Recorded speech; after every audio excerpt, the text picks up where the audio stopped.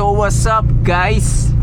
Another day, another vlog, another 24 hours na naman ang binigay sa atin para gawing valuable or makahulugan.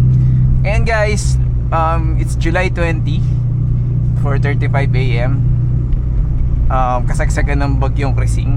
So lumabasan tayo para maghanap ng makakain kasi nagugutom ako. Wala tayong stock ng food sa bahay. So yun na guys, sana malinaw yung camera kasi ngayon ko lang siya tinesting ng driving ng gabi. So first night driving to with Insta360 Go 3S.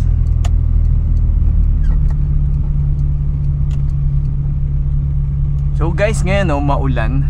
So pag-usapan natin kung worth it ba ilusong sa ulan yung mga sasakyan natin, especially sa mga katulad ko na naka-classic naka-classic car na more than 30 years old or going 30 years old na yung mga sasakyan dyan. So kanina lang guys, mula sa amin, dalawang baha na agad yung nadaanan ko. Yung una medyo mababa lang talaga, so chill lang, hindi ako masyadong kinabahan or di talaga ako kinabahan. Pero yung pangalawang baha, actually first time ko ma-experience ng part ng baha, ng baha dun sa part na yun. First time ko ma-experience. And tinansya ko muna kung kaya. Medyo yun, thank God kinaya naman. And syempre dadasal tayo na huwag tumirik. Ano lang naman siya, siguro sabihin natin tumaas na ng konti sa sakong na ba, mga ganon. Yung dito sa buto natin sa paa, yung sa ankle, medyo tumaas na naman siya doon ng konti. So ang ginagawa lang naman dyan na technique, kapag mga ganyan dumadaan ako sa baa, never akong kapag sa manual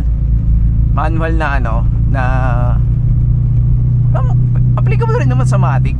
Sa manual ang ginagawa ko, talagang primera lang ako, tapos talagang di ako nabitaw sa gas.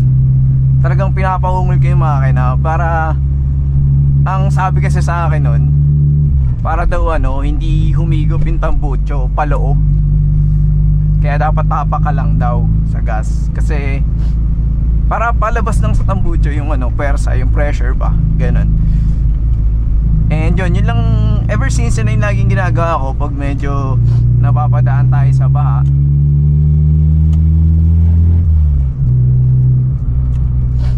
Ayun, pag medyo napapadaan tayo sa baha, yun ang lagi. Tapos syempre laging may dasal na Lord, huwag sana tumirik or whatsoever.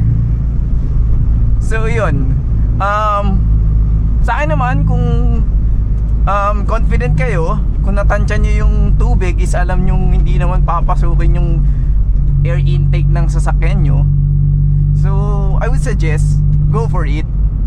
Pero once na medyo nagduda ka na, parang sayang ang lalim that's the time na ma-advise ko sa'yo na huwag mo na ituloy, huwag mo na ilusong. Kung ayaw mag-U-turn ka na lang.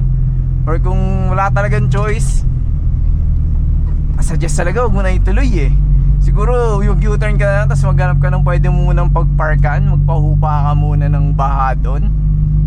Sobrang laking gastos kasi guys pag nabaha yung sasakyan. Ang laking gastos, nakakatakot na gastos talaga guys. Kaya yun yung masasuggest ko. So sa akin, ayun nga, since natansya ko naman kanina yung baha, tawag dito, tinuloy ko pa rin. Sa isa rin pala, matuturo ko rin, check nyo yung mga sasakyan na nauuna sa inyo, especially kung may sedan. Much better kung sedan na yung sasakyan nyo. Check nyo kung kaya nila, tansyahin yung height, kung magkasing height lang ba, tapos tingnan mo kung kaya nila. Kung kaya, edi go, much better, kinaya nila, so ibig sabihin kaya rin ng sasakyan mo. So yun yung pala sa mga isa rin na technique na ginagawa ko. Tinetesting waters ko muna sa pamamagitan ng mga sasakyan na nauuna sa akin.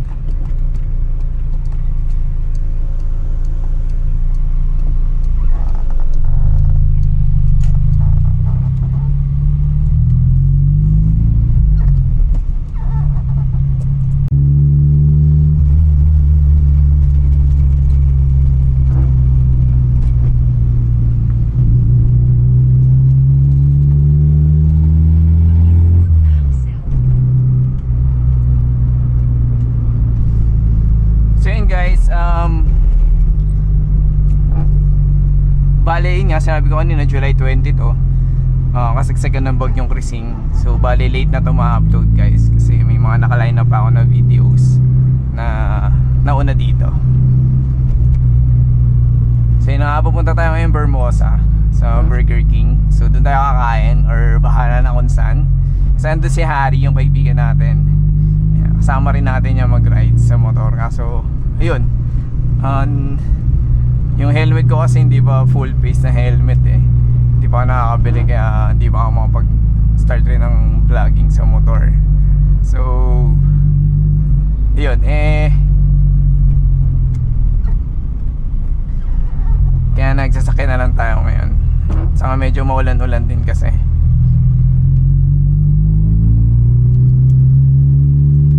Hindi ko lang kung nakikinig nyo pa ng malinaw sa camera, no? Yun guys, usapang ano nga tayo sa baha. So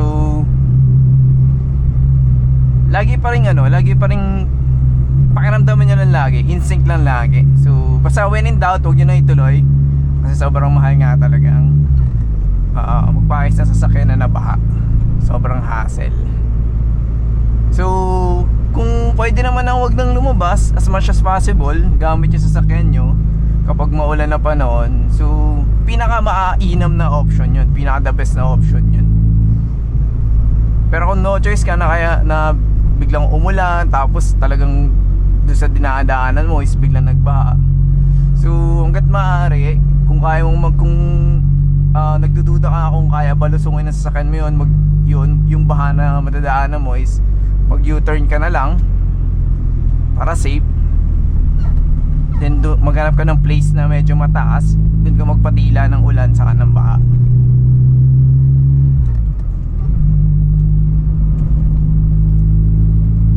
So yun guys, Vermosa na tayo, U-turn na lang tayo.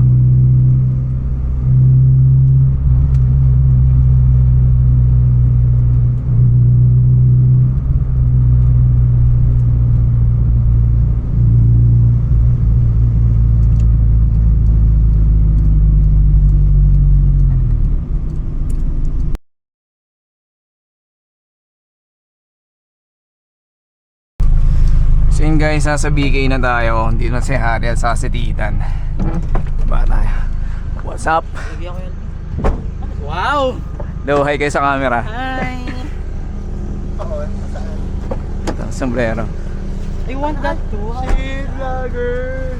Ay, may aircon ka na? Ha? May aircon ka na? Matagal na. POV yan? Oo, POV. Hi! Kita mo ako. Kita. Ayun lang, check ko. Tangay na dalawang baka yung nilusong ko. Nakakakaba. Okay lang. Ay, may aircon ka na, eh. Matagal na. Matagal lang may aircon. Pinayos ko na rin ng ano. I'm proud of you. Pagi tayo ngayon. Insta360 Go 3S. Hello guys! So yun, sa Chowking namin Chowking namin sa Chowking kami napagdesisyon namin na kumain. Wala kasing sabaw sa Burger King. So kami ni Harry, lilipat lang namin yung sasakyan kasi nakakaya naman dito nakapark, tapos dun bumili. Kaso nga lang sa Chowking nakapatay yung aircon ngayon, so hindi ganun kalamig. Sa BK naman nalamig, kaso walang sabaw. Yan lang. Doon ka pala nagpark, kaya hinahanap kita kanina, nagchat pa ako eh. Sabi ko, nasan ka dito makita? Doon ka pala sa Gedli. Nakikita. So likod tayo. Hindi pa ako sa pasok na lang tayo. Counterflow na lang.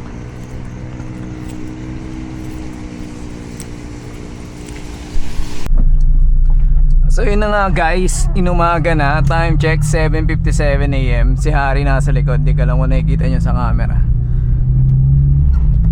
So yan, umaambon-ambon at medyo madilim ang kalangitan. Sana gumanda-ganda yung panahon today para makapag-rides kami ni Harry. Hintay lang namin gumaganda-ganda yung panahon eh. Nanggigigil kami pareho sa rides eh, kami ni Harry.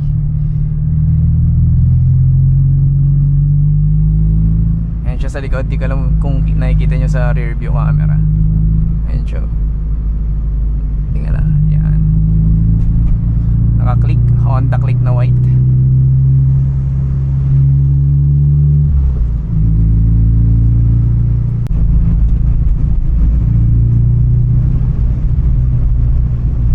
Ayan na guys, kakaliwa na ako. Si Harry kakanan na. Ayan si Harry. Ingat Harry. Kanan na siya dyan. Ay, lumakas pa yung ambon.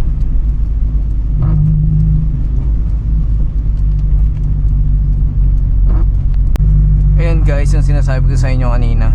Yung sa side na to, ayun, sa kaliwa.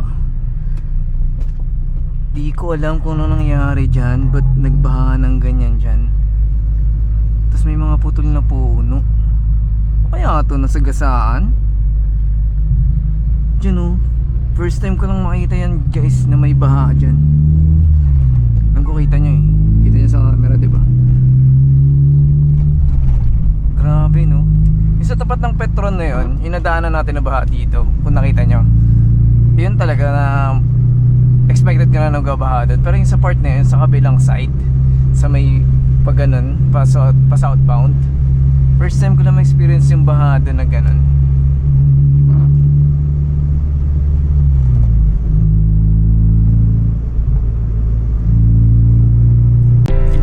So yun guys, nakauwi na nga tayo at medyo maliwanag dito sa atin at hindi umuulan. Salamat guys kung nakarating kayo sa part na to. Comment down below kung ano pa yung mga gusto nyo mapag-usapan na pwede nating i-vlog or kung may mga katanungan man kayo dyan. And please don't forget to like, comment, and subscribe. Yun lang guys, ingat tayo parate. Peace!